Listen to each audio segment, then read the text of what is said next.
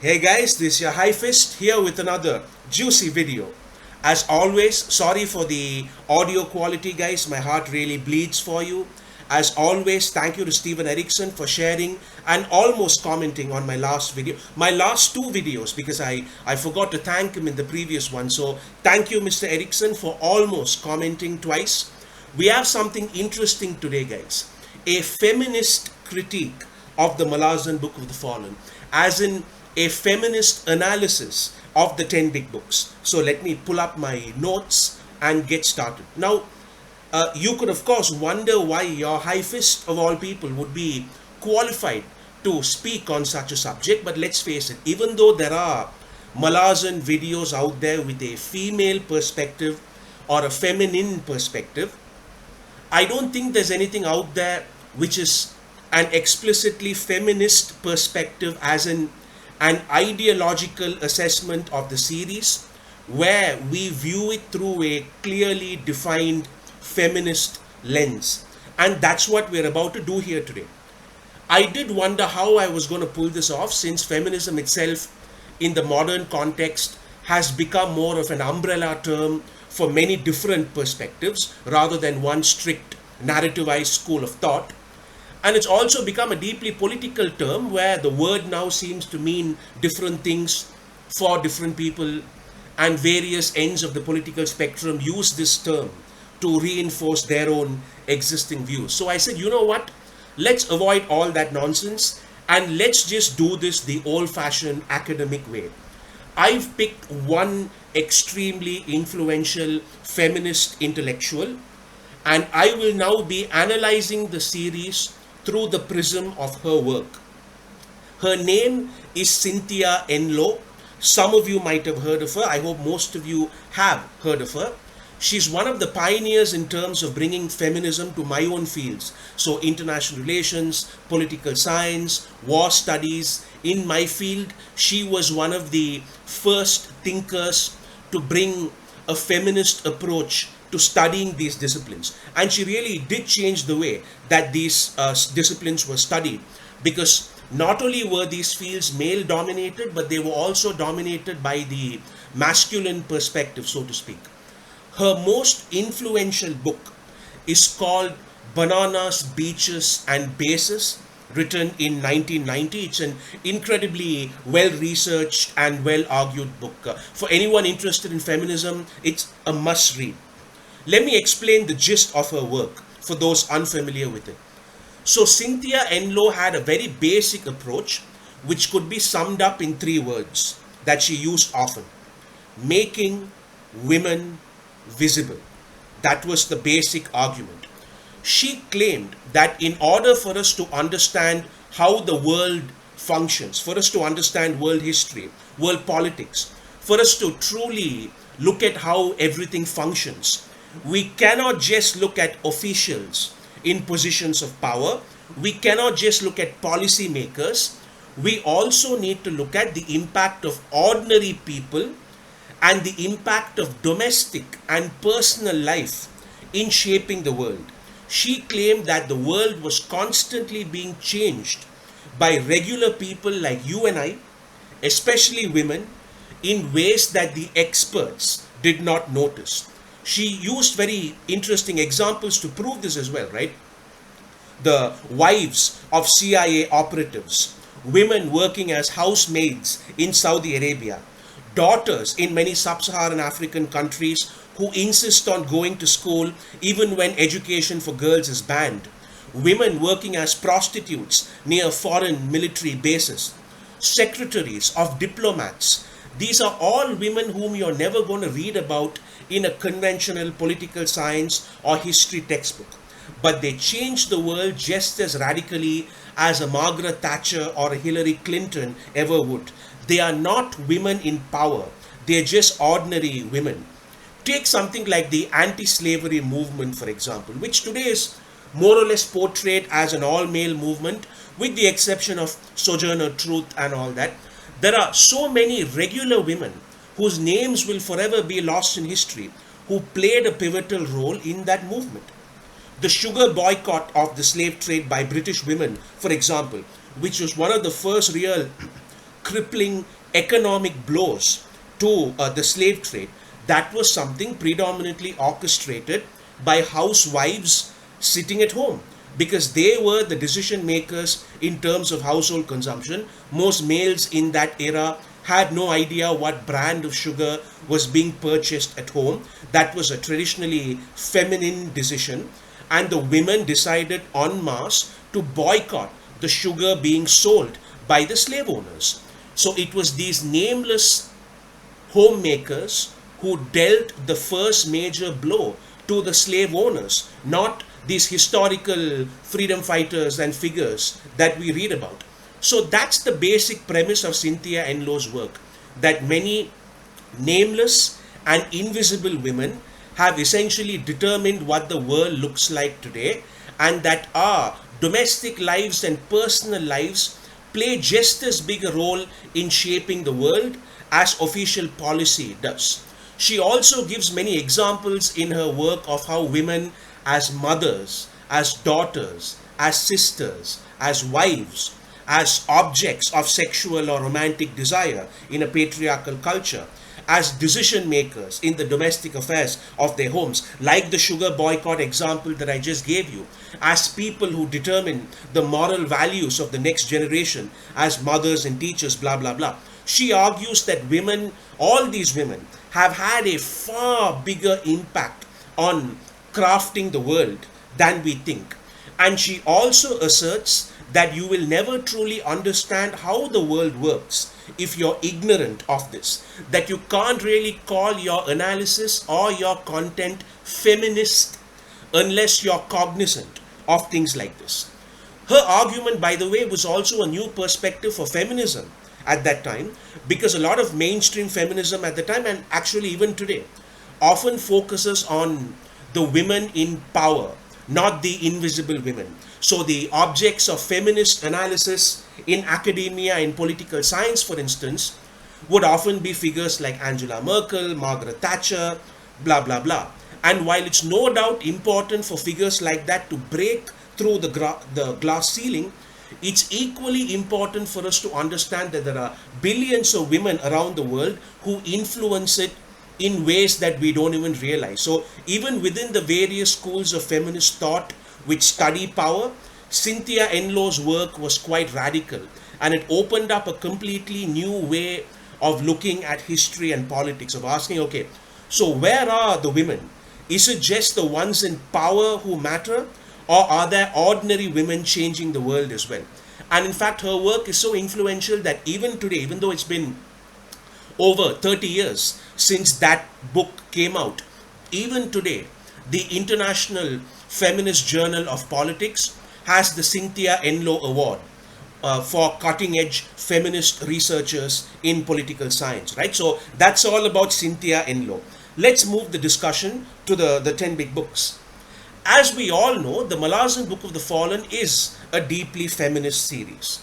But applying the work of a feminist intellectual like Cynthia Enloe really demonstrates why it's feminist in nature.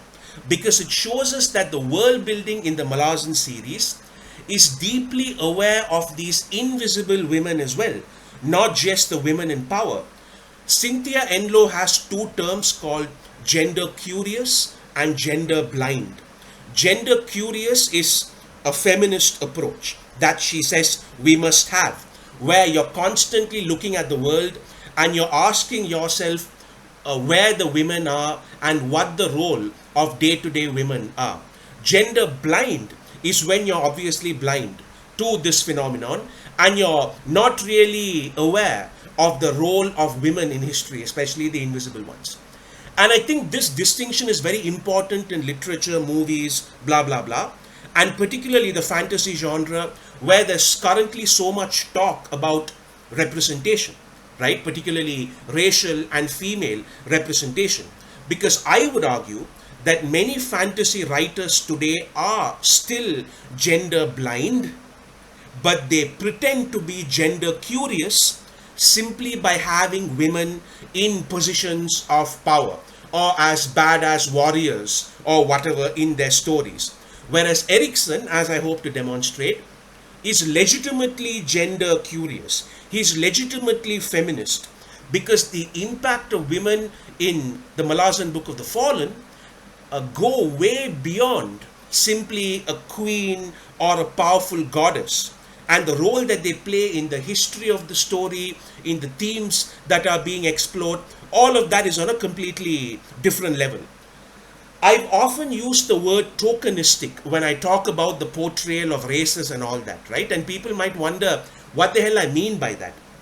This is what I mean by that. Is the writer simply adding representation as a gimmick, or is the ideology something ingrained in the writer? Because as we all know, it's very easy for a writer to say, oh, look, the king of this empire in my book here is a black guy. Look at how anti-racist I am. Oh, look, the ruler of the empire in my book is a queen and not a king. Look at how feminist I am. That's very easy and it can be done by anybody. And it seems like a lot of writers are doing that these days, but there's nothing really of substance there beneath the surface. They do not pass the Cynthia Enloe test when you look at whether regular unseen women have a huge role in shaping this fictional world. And that's why I think applying her analysis to the Malazan books is interesting and challenging as well. Because if I was to just do a traditional mainstream feminist analysis of the Malazan Book of the Fallen, it would be so effortless. I would say, oh, look at all the women in high positions of power. Look at how nobody in this world finds it strange that women can rise just as high as men. Look at how there are no patriarchal hierarchies of authority here. Look at Lessene, Tattersall, Tavor, blah, blah, blah. And all of that would have been true. And all of that would have been fine. But it would have been the easy way out, and I would have just been repeating what many other videos have already pointed to.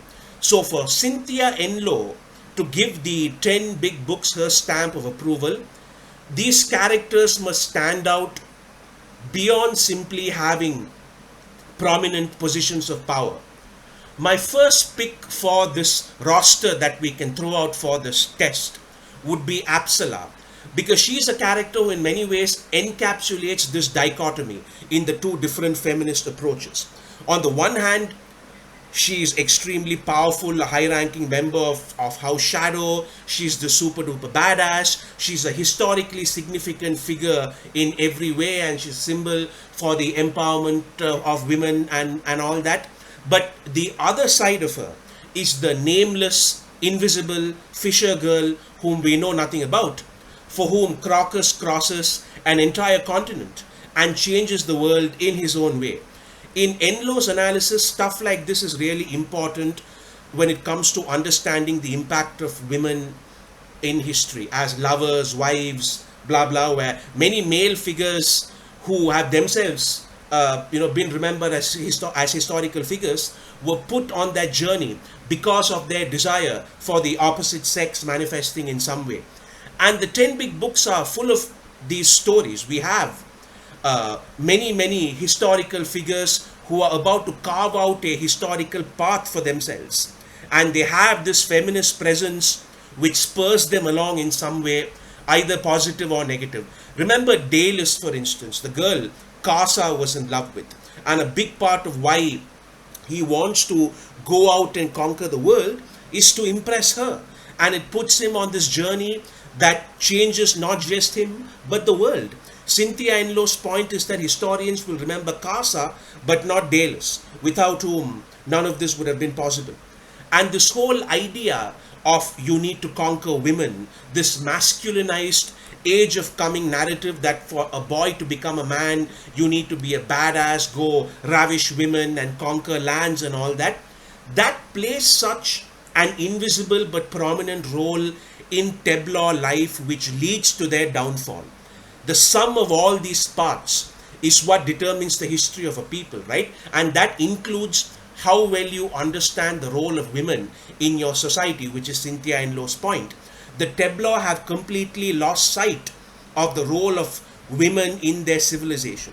They've become so illogically masculine that they're all on the verge of extinction. It's no longer a culture that's able to see itself in anything more than this delusionally macho way. In the words of Cynthia Enloe, it's a gender blind culture. It's become a gender blind culture. And we see it crumbling as a result of that. So the tableau race itself is in many ways a metaphor for one of Cynthia Enloe's fundamental points. Another comparison on the other side of the coin that I find interesting are the Teist Idur, where there's once again this weird dichotomy of power in the reverse, where the females are the one given access to education and history, whereas the males are the warriors and the hunters and so on, and this creates its own unique social fabric. With the Teist Idur, I do think we need to remember Mayan. I think she's really important because once again, when you look at the bigger picture of the Teist Idur story, you think of Trull, Rulad, Hanan Mosag, blah blah blah.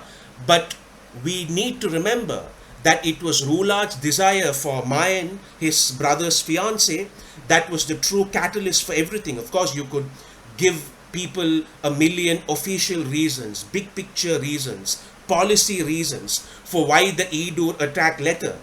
But ultimately, at the heart of all that, what triggered that entire thing was his desire for her. Speaking of desire, another interesting character here is Silara. So Cynthia Enloe has done a lot of research in general on prostitutes, brothel owners, disco dancers in foreign military bases and all that. And she's always been an admirer of how strong these women are in their own way and how they too play a role in shaping the world in their own way. They're not just passive observers of the world despite their positions. They do whatever they can to exert their own identity on the world as well. And the character of Silara itself is a huge celebration of that trope of millions of women around the world today who are put in that position because of economic hardship, war, things like that. But their courage makes them far more than just victims. In her case, in Silara's case, she was an orphan camp follower in Shaikh's army or something like that, and she was taken by Birithan. We then have the strong theme of women as sisters, mothers, and daughters and all that, which Cynthia Enloe talks about a lot. We have Tavo and Felicine, where Tavo's protective love for her sister ended up creating Shaikh. We see so many young men like Shad end up joining the ranks of armies to protect their sisters. There's a similar theme running through with mothers as well. I don't mean just like the Maib stuff. I'm talking about the small things that Erikson throws here and there, which, as you know, is a big part of why I love the series. For example, we just get this small passage about how Tehol gets his intelligence from his mother. And she's a great example of what Cynthia Enloe means by a woman who changed the world, but nobody ever noticed it because it's a domestic capacity and not in an official capacity that she did what she did. Tehol brings down a kingdom and he changes the world, but he will be remembered by the historians, but not the feminine presence that nurtured him to that state, simply because she's a mother and not a diplomat or a public figure or a queen or whatever, right?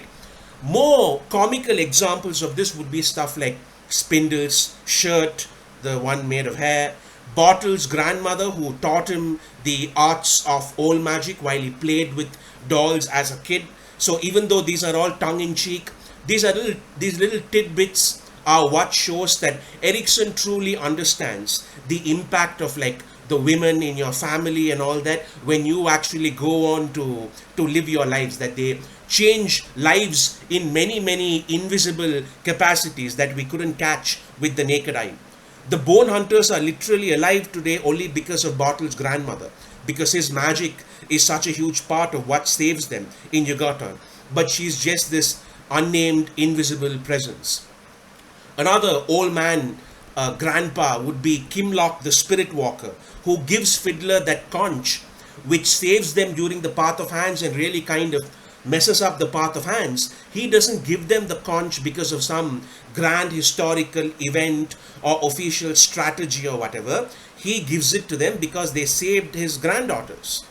Other examples are, we see the fate of the universe almost lying in the balance in this Dasim versus Hood feud, where one guy's tragedy revolves around losing his daughter, the other guy's tragedy revolves around losing his wife, and then you have a third guy turning up, Anamander Rake, whose tragedy revolves around losing his mother. There are, I mean, the examples that we can use for this are endless. Kilava's maternal instincts leading to countless deaths, where she saves those two Jagut children, and she's recently given birth herself, so her maternal instinct is really strong, and she doesn't want to see these kids killed. But one turns out to become the panacea hundreds of thousands of years later. Gruntel's doomed love for Stony, my God, not only does that fuck up the world's political hierarchy, but it also screws up the hierarchy of the gods, since he rejects and kills Trick. None of the gods even know who Stony Menacus is. But Stony Menacus, when she rejected Gruntel romantically, has a far bigger impact on the plans of the gods than any of them can fathom, even though she's an invisible woman. I mean, Golas Vidikas, or whatever his name is, losing his social status because of Chalice. The list goes on, right? The point of this video was not to just give you an endless roster of names, but to demonstrate that these dynamics are shown to have a lasting impact on the world. So I would personally say that Erikson passes the Cynthia Enloe test in terms of how feminist his work is, and that passing this test is a lot harder than the generic representation test, because ultimately the 10 big books are history books. They are narrativized chronicles of events that actually happened in this universe that a historian or whatever is compiling. And Cynthia Enloe's critique in her work is primarily a historical critique, where she says historians haven't really given invisible women the credit that they deserve, and that these women are not celebrated the way they should be.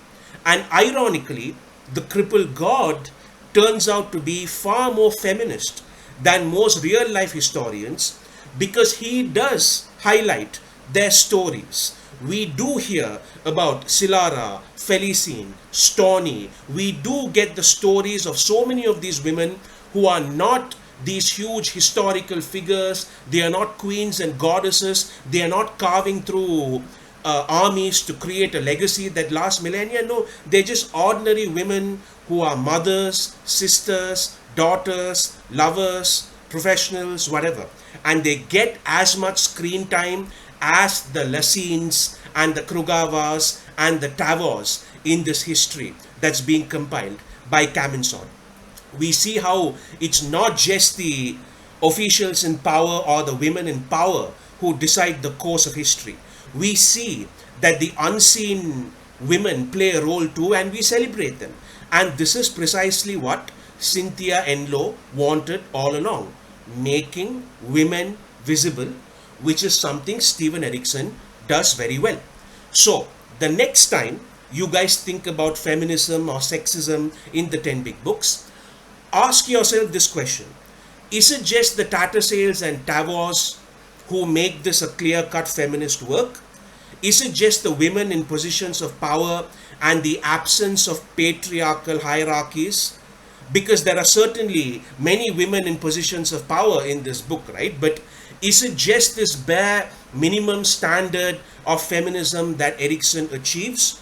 Or is he a true feminist who reaches a much higher benchmark, where the importance of women in the Malazan world transcends that paradigm? I personally think he passes the Cynthia Enloe test with flying colors. Do you? This is your High Fist. I hope you enjoyed that. I hope I gave you something to think about. Will I vanish until next year, guys? Or will this November once again witness a trademark Ruth and Bad November rampage? Let's wait and find out. Take care, and I'll see you soon.